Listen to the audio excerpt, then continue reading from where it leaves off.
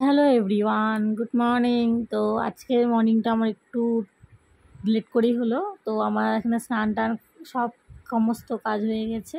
তো এখানে আমরা খাওয়া দাওয়া হয়ে গেছে সকালের। তো এখানে আমাদের ও এখন কাজে যাবে, দেখো নিজে লেখালেখি বা কাজ করছে, আর আমি পিছন দিকে কিন্তু এখানে বসে আছি যে কখন একটু ফ্রি হয়ে আমার সাথে দুটো কথা বলবে।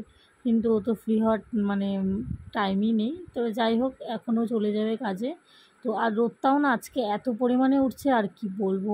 বাইরের আকাশটা তোমরা দেখছো একবার, একদম পরিষ্কার হয়ে আছে। আর এখনকার ওয়েদারটাকে দেখতে দারুণ লাগে, একবার এক রকমের হয়। তো তো অনেকক্ষণ আমি এখানে রোদে ওয়েট করার পর শেষমেশ উনি বেরোলো।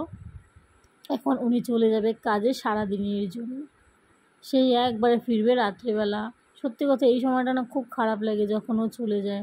মানে আর ভালো লাগে না যে একা একা প্রত্যেকটা দিন বাড়িতে থাকতে, আর ও একই রোজ একই কাজ, কি বলবো।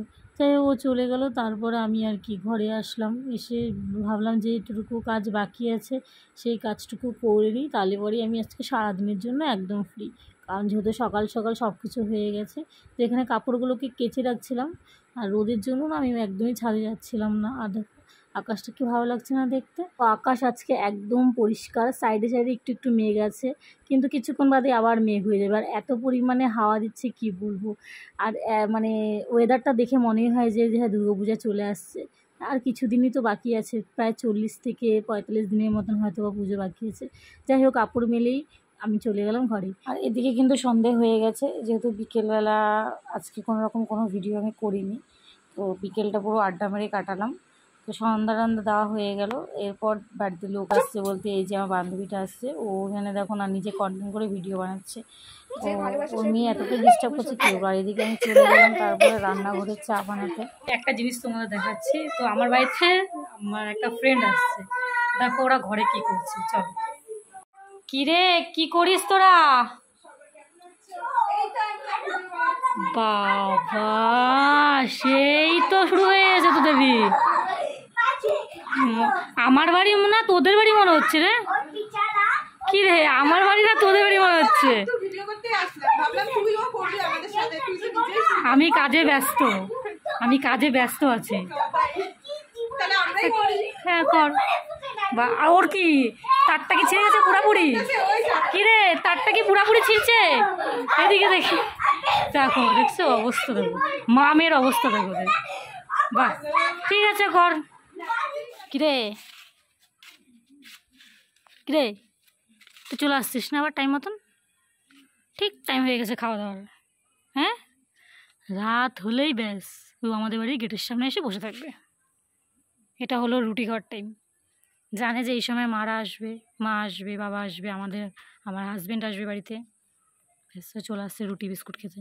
এ দেখ, কিরে, টাকা টাকা টাকা টাকা, শরীরের কি অবস্থা। চলো, আমি না কয়েকটা ডগি দেখাচ্ছি আমাদের পাড়ার। ডগিদের বলে কি একটা রোগ বেরোয়েছে এখানে না। আমাদের পাড়াতে অনেকগুলো ডগি আছে, যে আমাদের এই কয়েকটা বাড়িকে না পাহারা দেয়, মানে ওরা এইখান থেকে বেরোয় না। তো এই কুকুরটা না ফট করে কী যে হয়েছে, আগের দিন আমাদের ওদের খাওয়া দাওয়া করে গেলো, পরের দিন শুনি ও প্যারালাইজ হয়ে গেছে। পিছনে পাগুলোকে একদমই তুলতে পারছে না, হাঁটতে পারছে না।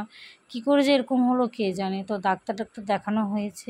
দেখো ওকে দেখে না খুবই কষ্ট লাগছে, কি করা যায় বলো তো। তারপর ওখান থেকে বাড়িতে আসলাম, এসে বরের জন্য জুস বানাবো। তো ও আজকে হলো জুস খেতে চেয়েছিল, যেহেতু দিনের বেলা তো খাওয়ার টাইম পায় না, তো হচ্ছে সন্ধেবেলাই বানিয়ে নেবো।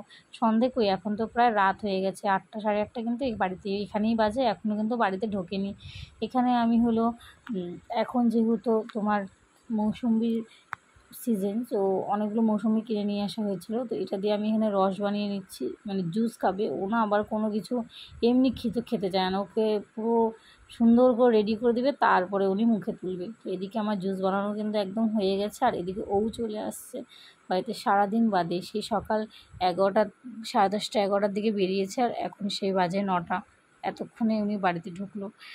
আর বাড়িতে যখন ও আসে না, সত্যি কথা বাড়িটা তখন মনে হয় যে হ্যাঁ সম্পূর্ণ।